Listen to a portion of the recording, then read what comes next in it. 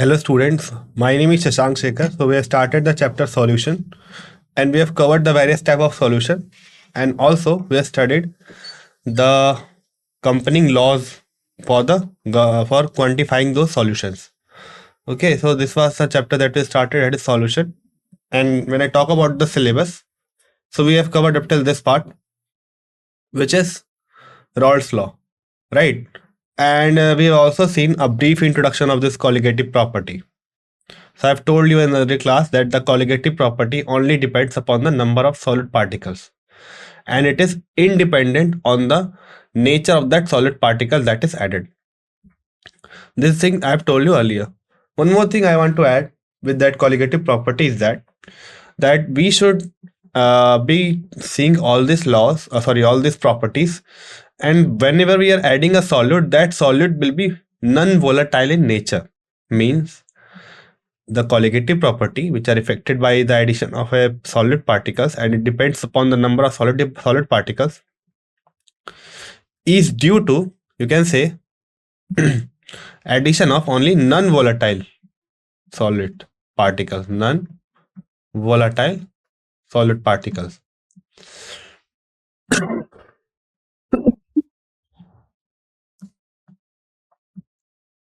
Non-volatile solid particles. So you will understand this thing. Why is it so? So today we will basically covering this part, relative lowering of vapor pressure. Sorry, not this one.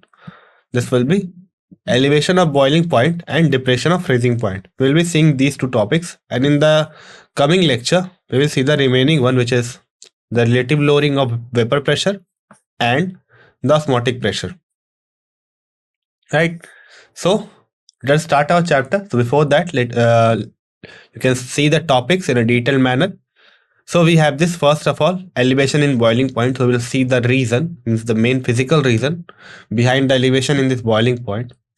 Second, we will see the formulation of elevation of boiling point. In this, basically, we will see the quantitative analysis. What? Quantitative analysis.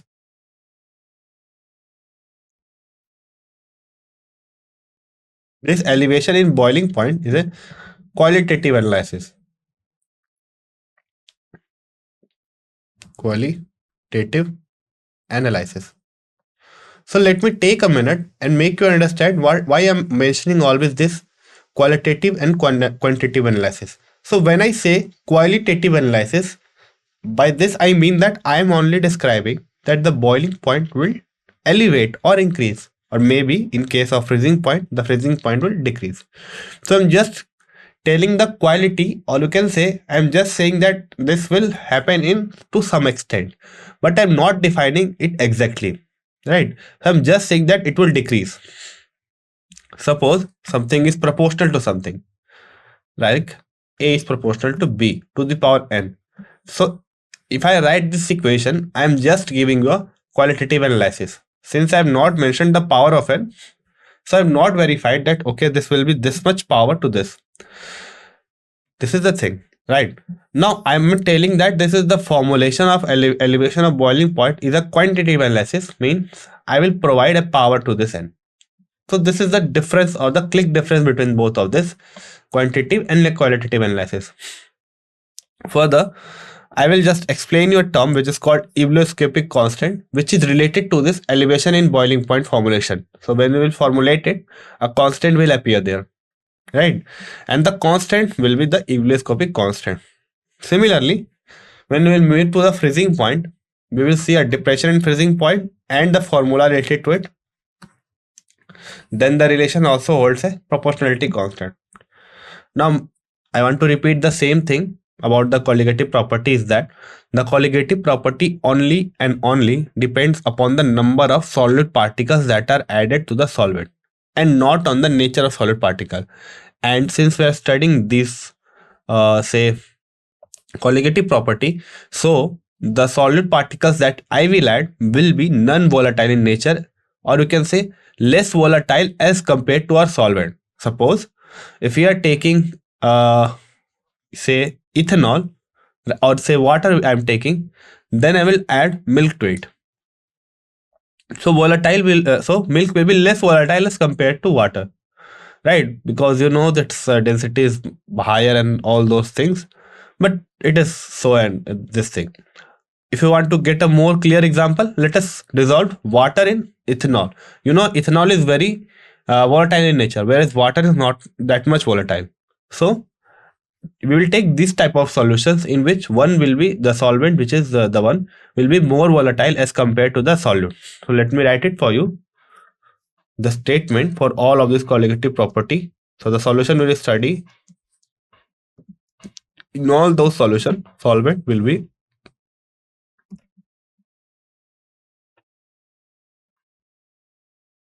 more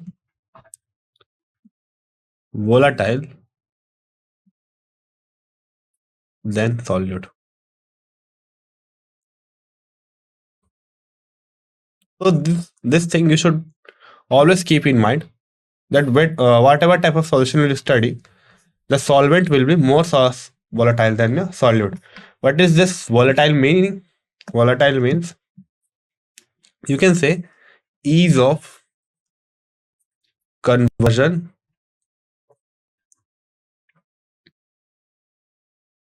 to gas phase. So this is the meaning of volatile.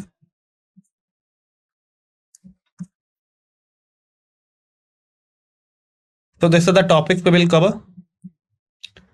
So let us first start with the elevation in boiling point. So what is elevation here? This elevation means the boiling point is increasing. You can say increase in boiling point. Mean the boiling point which was initially, suppose water, the water boiling point of water is 100 degrees Celsius or 373 Kelvin at 1 atm pressure. So this should be defined. I will tell you why it should be defined, but for now consider that this should be defined.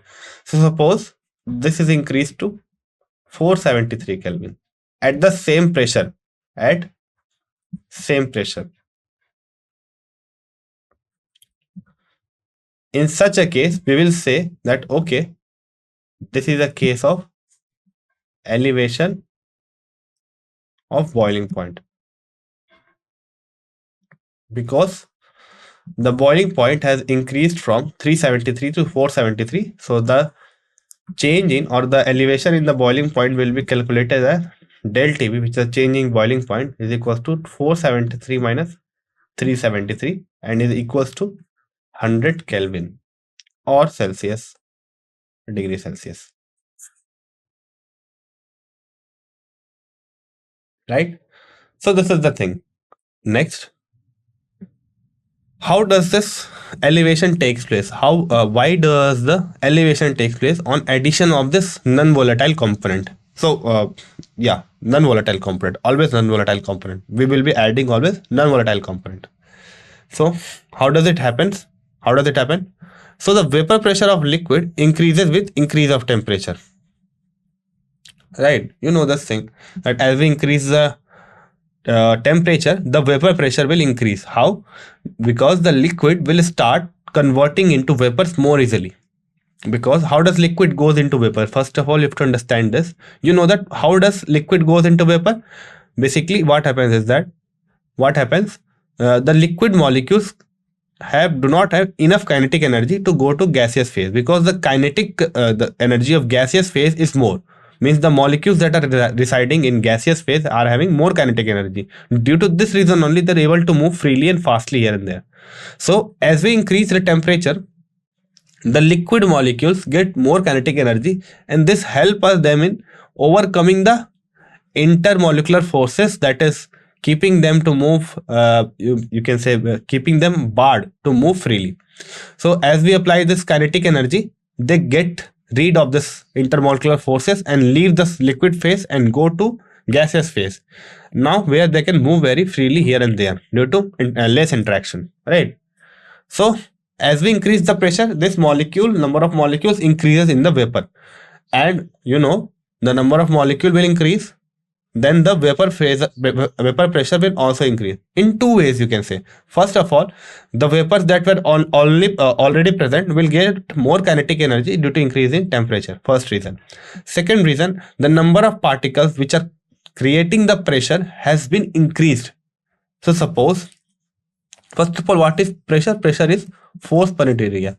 So it is just a force or that is employed on unit area. So if we are, suppose initially we were having two particles that are colliding with this wall and resulting in pressure. Now since more molecules are being converted from liquid to this gas phase, so suppose 4 are now 5 are now present. Now 5 will just collide with this wall and create a greater pressure. So we can say that, okay, on increasing the temperature, the vapor pressure of liquid increases. So what is this boiling point? When do we say that, okay, this is the boiling point of a given certain liquid? So in your previous classes or in your junior classes, you must have studied the definition that the temperature at which the liquid boils is called the boiling point. That is the simplest definition a child could give. But for now, since you are in class 12 or class 11, anything, you must know this standard definition. And what is the standard definition? It says that the boiling point of a liquid is that temperature at which the vapor pressure, sorry for this mistake, it is V, the vapor pressure of this solid is equal to the atmospheric pressure. What is the atmospheric pressure?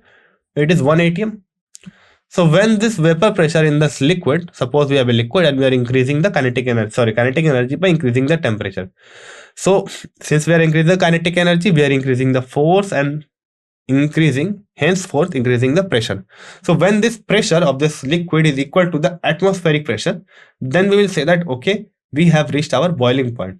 And this can be only done by increasing the boiling point or by increasing the temperature. Okay. So this is the thing. So you should now keep this definition in mind. Next, what will happen if a non-volatile solute is added?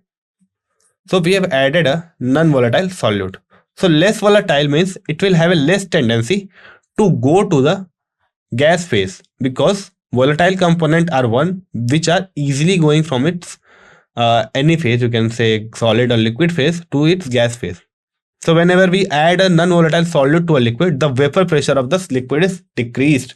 Why? Because now the gas has a, or the liquid has a, the solution has a less tendency to go to the vapor phase, and less tendency means less pressure and hence less vapor pressure.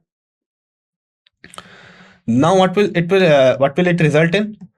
So initially, suppose we are having 100 degrees Celsius water. Now we have added, say, an amount of solid particles which are non-volatile in nature. Now we have to make this solution to reach to that point where its vapor pressure is equal to the 1 atmospheric pressure. So since we are having a particle which is less volatile in nature, the pressure that will be exerted is absolutely lower than the actual pressure that the pure solvent would exert. So to make that thing good, means to make the solid particle enough to go to this, say, vapor phase, what we will do? But we will increase the temperature much higher, so that we will get this boiling point easily. So this was this thing. Okay. So in a nutshell, we can say that, okay, the addition of a non-volatile solute to a liquid raise its boiling point, raises or elevates. Both are the same word. So on addition of a non-volatile solute, the liquid or the boiling point of the liquid elevates or rises. Yes. So this was the theory behind elevation in boiling point. Now let us talk about the formulation. So what formula should we apply to formulate, or you can say quantify, this elevation in boiling point? So I have told you earlier that the elevation in boiling point is a colligative property, and it only depends upon the nature of the solid particle. To the number of the solid particles and not the nature of the solid particle. Right. So how can we quantify this number of solid particle? We cannot count it one by one. So what do? We take the concentration as our tool to justify the number of solid particle increase or decrease. What do we take? We take, say, we take the concentration. So concentration, we have various formulas for concentration. We have our molality, mole fraction, and all those things. I've told you earlier also. I'm not mentioning them all right now. So out of those, we take this, which is called molality, as the concentration term. And we say that, okay, the molality, this is the molality of what? This is the molality of solid particles. Solute particles.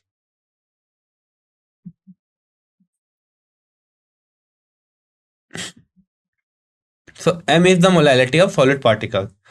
So I can say now from this relation, so since the elevation in boiling point is directly proportional to the number of particles that I have introduced, because more with the number of solid particle I will introduce, less volatile the solution will become, and more temperature I have to apply to that solution so that its vapor pressure can be equal to the atmospheric pressure. So I will write the formula, or you can write the relation directly, that del TB, that is elevation in boiling point, is directly proportional to molality of that solution or molality of the solid particle, right? So this is a proportional sign. I will remove this proportional sign and introduce this constant that is called as ebullioscopic constant. So what is this ebullioscopic constant? It is represented by Kb. So we will study more about it. And this is our del Tb, which is absolutely T final minus T initial. Now, sorry for not ensuring this formula right here. It is important. So you will see why it is important to mention that why T final minus T initial. So T final minus T initial. So this should be remembered, that for boiling point we will subtract final minus initial. Okay, so we got this thing. So we can write it as del TB is equals to kbm. Now this molality, we know what is molality. It is number of moles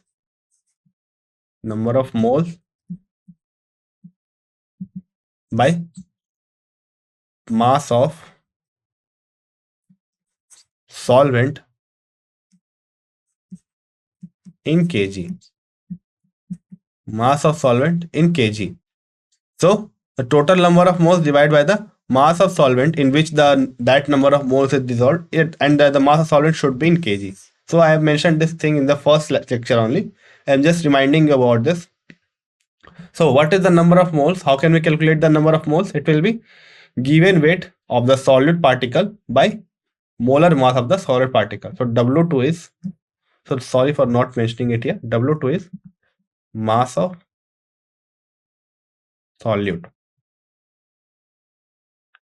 and M2 is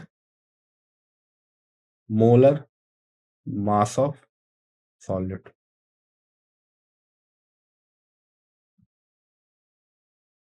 Molar mass of solute. W1 mass of solvent,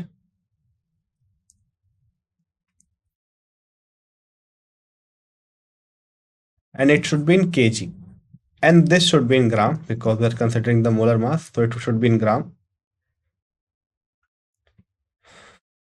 So what we have done, so suppose that W2 is given in gram and W1 is also given in gram. So this gram is okay, but if W1 is given in gram, we have to convert it in kg. So what we will do? So we know that 1 gram is equals to 1000, 1 by 1000 kg. You know this thing, na? That 1 kg is equals to 1000 gram. So from this relation, we have this 1 gram is equals to 1 by 1000 kg. So if you have W2, so we'll say it at W2 by 1000 kg. So if both are given in gram, so W1 by 1000 here, W1 by 1000. So W1 by 1000, the 1000 will go outside. Now suppose both of these are given in kg. Both of these are W2 and W1 are given kg. So W1 is okay because we need to keep it in kg only. But suppose W2 is also in kg. So to convert this W2 in kg, we'll simply multiply it by 1000.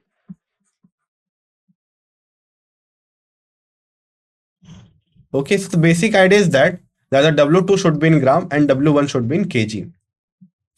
Then only we will able to calculate this molarity. So we have our formula del TB is equals to kbm. So I am substituting this m with this 1000 into W2 by m2 into m1. So 1000 into W2 by m2 into W1. So we got this formula. Okay, so we got this formula. I will now just rearrange it. So we have to suppose to calculate m2. I will bring this m2 here and this kb here.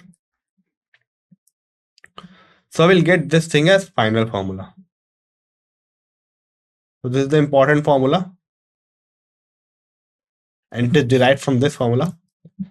Okay, so this was about the formulation of the boiling point. Now next is what is this ebullioscopic constant. So we have seen in the previous class, in the previous slide, that this is our ebullioscopic constant, which is kb.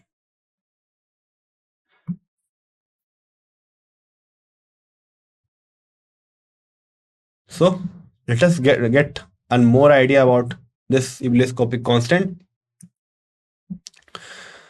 So if you see this formula, that is del TB is equals to kbm.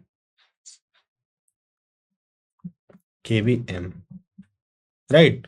So it is said that what is ebullioscopic constant? So it is the elevation in boiling point of the solution, which may theoretically be produced when 1 mole of the solute is dissolved in 1 kg of the solvent.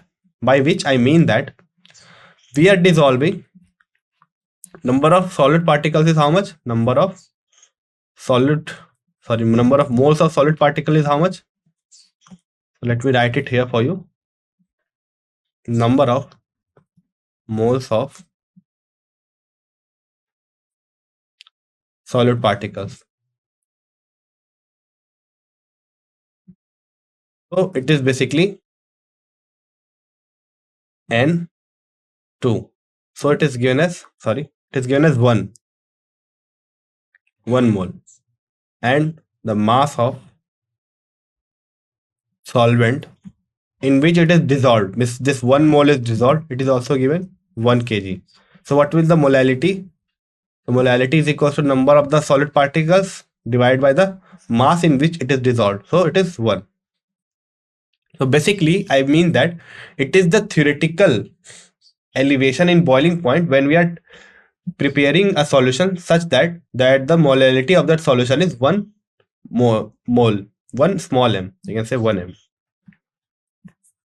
So in that case, whatever be the elevation in boiling point, it will be the ebullioscopic constant.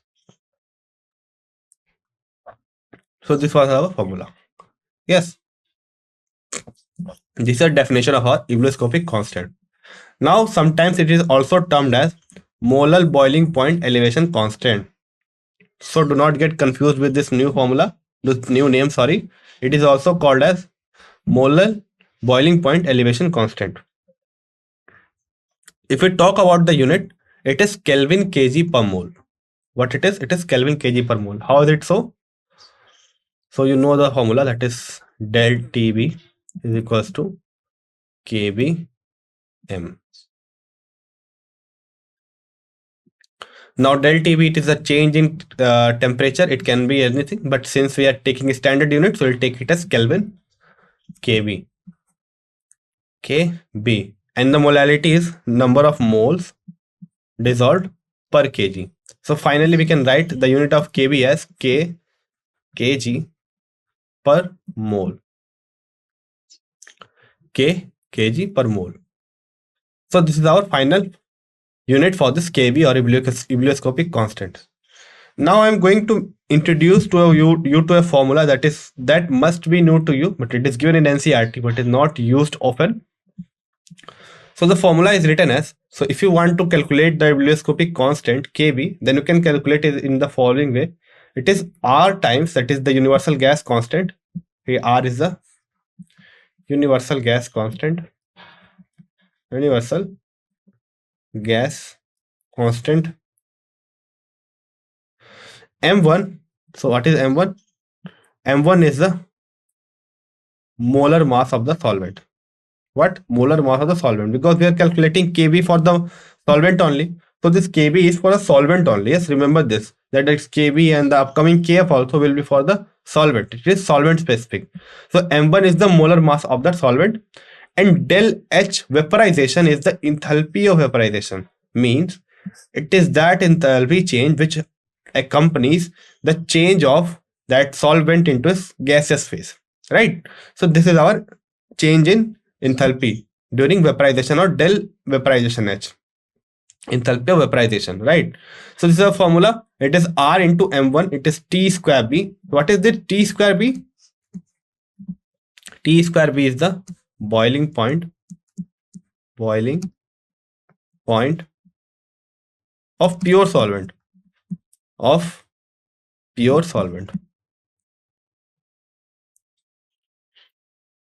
So if you put all this terms here, then you can calculate your Kb. Now, if you want, you can make one more formula, that is del Tb is equals to Kb R M1, R M1 T square B 1000 into del vaporization H. So initially we have this formula, which is W2 into 1000 by W1 into M1. So this M1 will get cancelled. This 1000 will get cancelled, and we'll get a formula finally as R into T square B into W2 by W1 into del H vaporization. Okay, and you can calculate the del TB. And what is del TB? It is T final minus T initial. So this was all about this ebullioscopic constant. Next, we will see what is depression in freezing point. So in this case also we are adding this non-volatile component only, but it results in a depression in freezing point and not in elevation. What do I mean by this? So let us see what do I mean by this.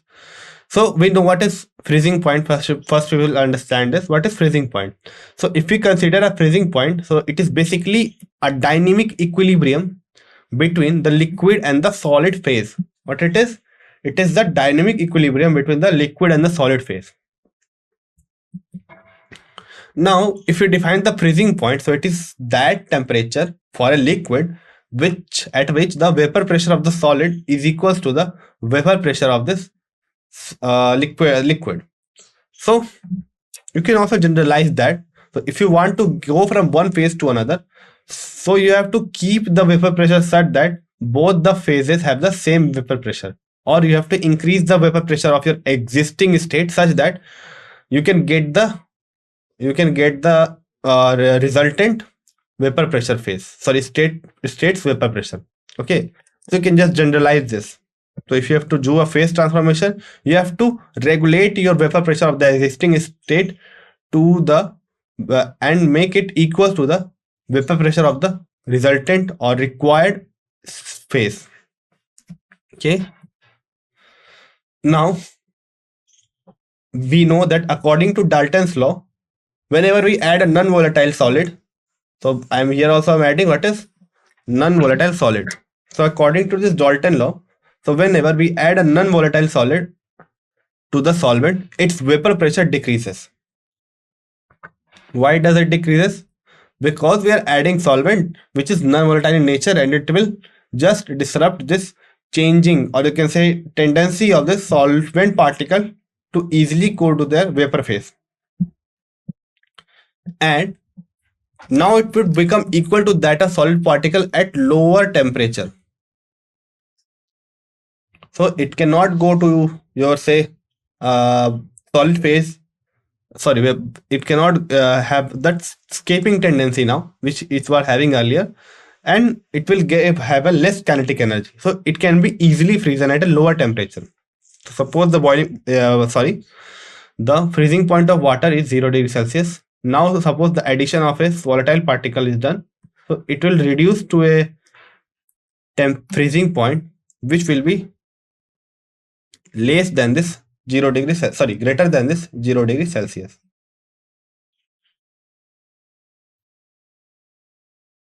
Okay, so this is our thing. So I want to state one more point here in this graph. Sorry for not mentioning this graph here.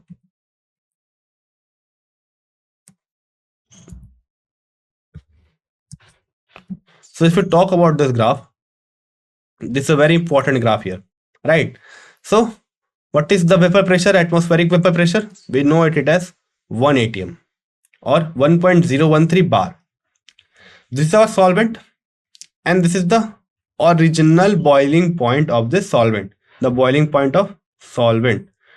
And suppose this is the vapor pressure of the solvent that is increasing. So as we are increasing the temperature, we can see that okay, our solvent temperature is increasing harmonically with this increase in temperature. And when it will be started boiling, when it is equal to the atmospheric vapor pressure, which is 1 atm.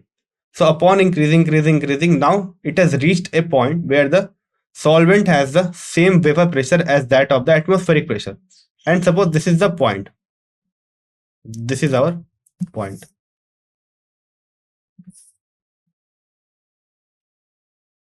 This is our point. Again, we have added our solid particles which are less volatile in nature. So due to this, its vapor pressure is decreased.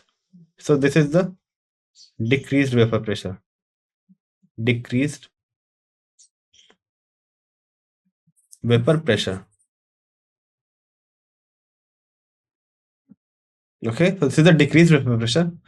Now, if we increase the temperature to reach this 1 atm, we will see that it requires a higher temperature, which is TB mentioned here, higher temperature to reach this point here, or the boiling point. ठीक है, अब this is the thing.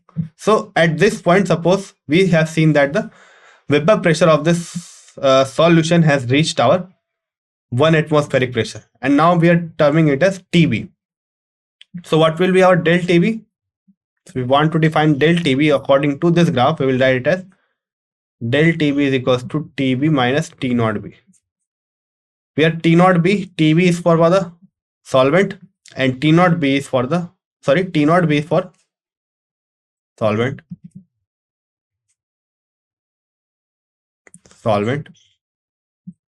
and TB is for solution.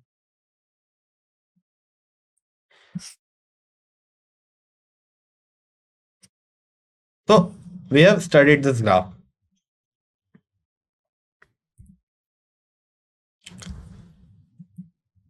I was talking about this freezing point. I mentioned this point also. So according to this law, so the freezing point of solvent decreases.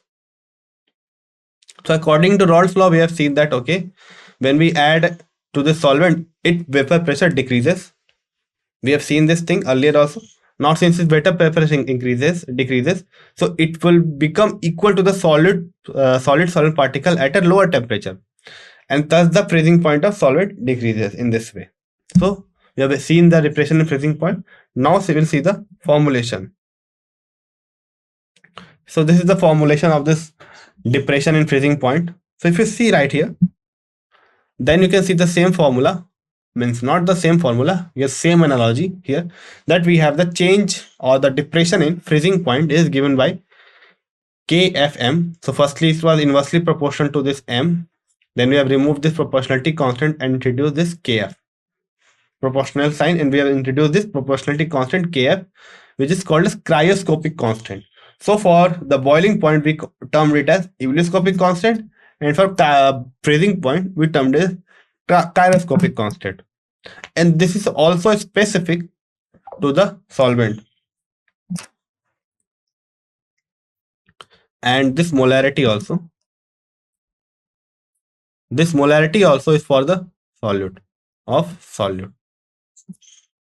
So cryoscopic constant is for solvent and molarity is of solute or solution, you can say, as a whole. And del TF is the depression in freezing point.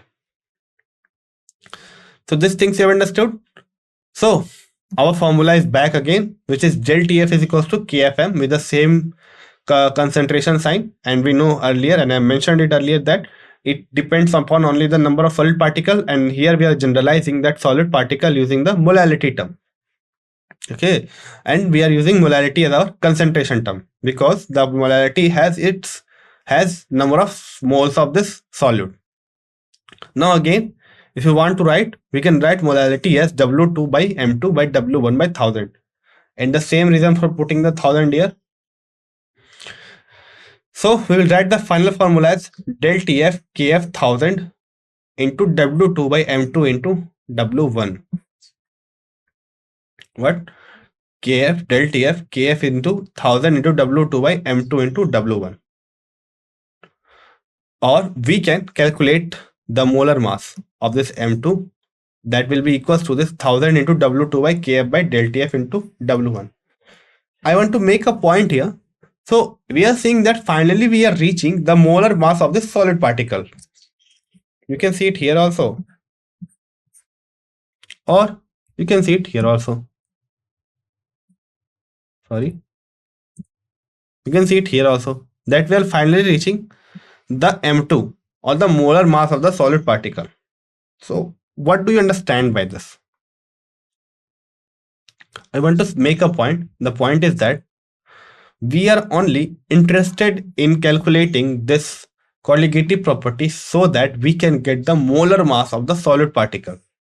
Once again, why we are studying this? So basically we are studying this to acquire the knowledge about the molar mass.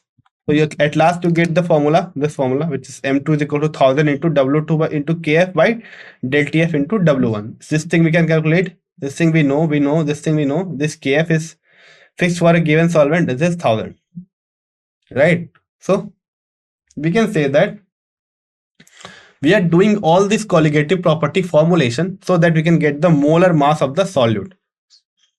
The reason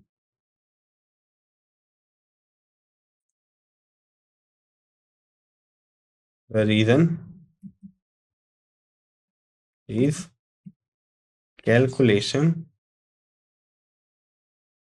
of molar mass of solute. So this is the reason.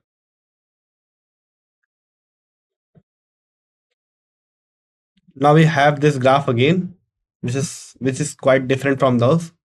So what we are doing, we are decreasing the temperature in this fashion, suppose. So again, the liquid solvent has a greater vapor pressure because the solute particles were not there, that are non-volatile nature, and not decreasing its vapor pressure. Now we have introduced again the solid particle, and the graph is down by, say, a delta amount. Now what we will do, will decrease the temperature. So upon decreasing the temperature, the kinetic energy of the gases will decrease, as well as the force will decrease, and resulting in decreased pressure, because pressure is nothing but force per unit area. So the pressure will increase eventually for both the solution and solute, liquid solute. Suppose this our frozen solvent, this is the graph for our frozen solvent. So at this point, you can see here that this both of this say they are meeting. So this one is meeting here, this one is meeting here. So this frozen point is having a certain vapor pressure, and I've told you earlier what is the freezing point. Freezing point is that temperature at which the thing which we are looking for freezing has the same vapor pressure as that of the solid form of that thing. So both those vapor pressure should be equal. So then only, or it can be less. You can have less vapor pressure also. Then in that case, we can say that the freezing point has been reached. Otherwise, we cannot have this freezing point. So suppose this is the frozen solvent, and it is the vapor pressure that is increasing in this fashion. Now, if we decrease the temperature, the kinetic energy will decrease, and at a certain temperature, the kinetic energy of this solute or solvent will just, this solute and solvent will equal to this vapor pressure of this solid particle at this point. Similarly, for solution, we will see that it will happen at this point. Now, I want to make the difference very clear. So, this is our T naught F, which is at a lower temperature as compared to TF, which is the vapor pressure, which is the freezing point of the solution. In the reason I have told you earlier. So, what will be delta TF here? It will be equals to T naught F minus TF, where delta TB will be equal to T naught B, TB minus T naught B. So this difference you should always remember, that if we are calculating the depression in freezing point, we will subtract initial minus final, and when we are calculating the difference in boiling point, we will calculate final minus initial. Here, right? This is the formula that we have. So it is basically same. We are just removing this KB by KF, and all remaining things are same here. Okay, so you can see very clearly that the remaining things I have kept same as it is the earlier one was kept. Again, we have introduced this molarity, it is W2 by M2 by W1 by in by 1000, and you have put this equation here and calculated your change or depression in freezing point. Finally, we have calculated the molar mass. Now, if we talk about this, say, cryoscopic constant, which is Kf, sorry, it will be Kf. It will be Kf again.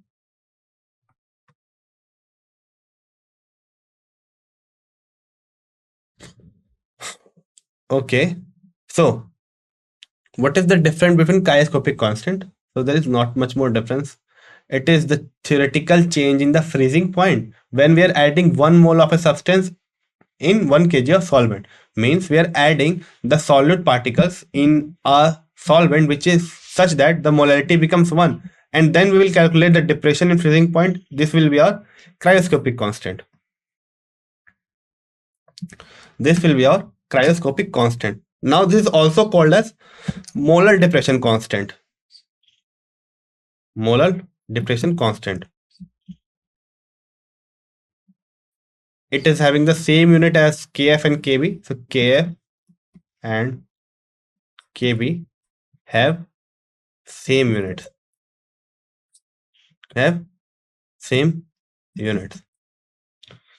The formula is also same, means it is quite having a good analogy. So what we are changing here, so we are changing Tb by Tf and delta H vaporization by delta H fusion. Why is it so? So if you just run your mind, you can think in your mind that earlier that we are calculating was the boiling point. So what happens in boiling? Vaporization takes place, right? So we are taking the enthalpy of vaporization. Now, when we are talking about this freezing, what is taking place? At the same time, simultaneously, fusion is taking place, means the conversion of solid in liquid is taking place. So we will take this enthalpy of fusion, and the remaining formula is kept same. We are having a molar mass here again of the solvent, again the universal gas constant. So this is the formula we will get. Kf is equals to R into M1 into T square F by 1000 into delta H fusion, where delta H fusion is the enthalpy of fusion for the solvent and M1 is the molar mass of the solvent. So if I get a quick review of all those things, you will come to know that what we have discussed, we have seen that adding of solute non-volatile particles elevates the boiling point and decreases our freezing point, where the freezing point and boiling point are both proportional to the molality. Means the elevation and boiling point and the depression and freezing point are both proportional to molality. And the basic difference between delta TF and delta KB is such that delta KB is equals to T final minus T initial, and delta TF is equals to Ti minus T final. Why is it so?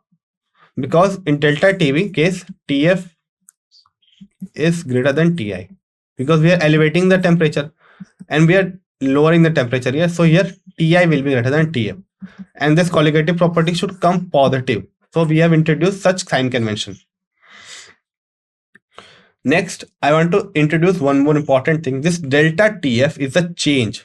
Okay, so often you consider that we should convert the degree Celsius into Kelvin, and then only we should calculate our all required things. But in case of this change, it will be same. How? Let us see.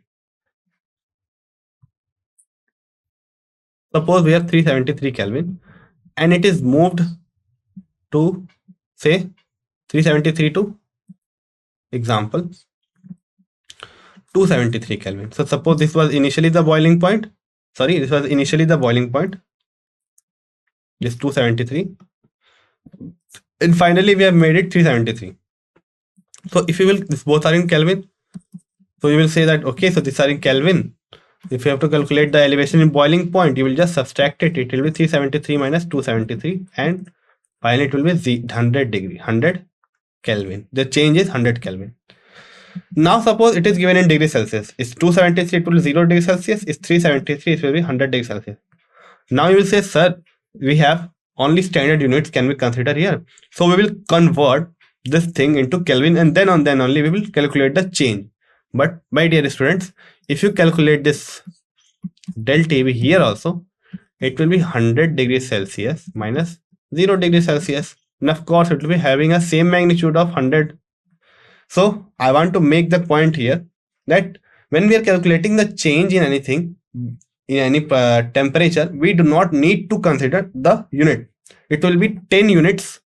I can say 10 units also. Yeah. So 10 units in Kelvin also and 10 units in degree Celsius also. Likewise, we can have here 100 Kelvin or 100 units of temperature change in Kelvin also and 100 units of temperature change in degree Celsius also. So this thing should be always kept in mind while solving the questions of solution. So this was all about the solution chapter, right? We have seen two formulas. Remember these formulas. This may be unique, but can be important. The first one is Kf is equals to Rm into Tf square. Then we have this delta H fusion.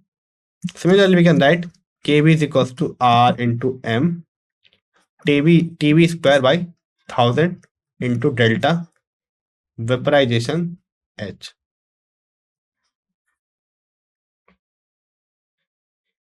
With this, I want to say that the chapter about this both of this say colligative properties are over.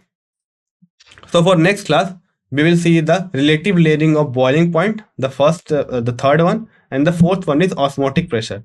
So for relative lowering of vapor pressure, you should once again go and see your Raoult's law, because there is a direct application of the Raoult's law in the relative lowering of our vapor pressure. So you must see that thing. So thank you for your time. We will continue this chapter in the upcoming lecture. Thank you.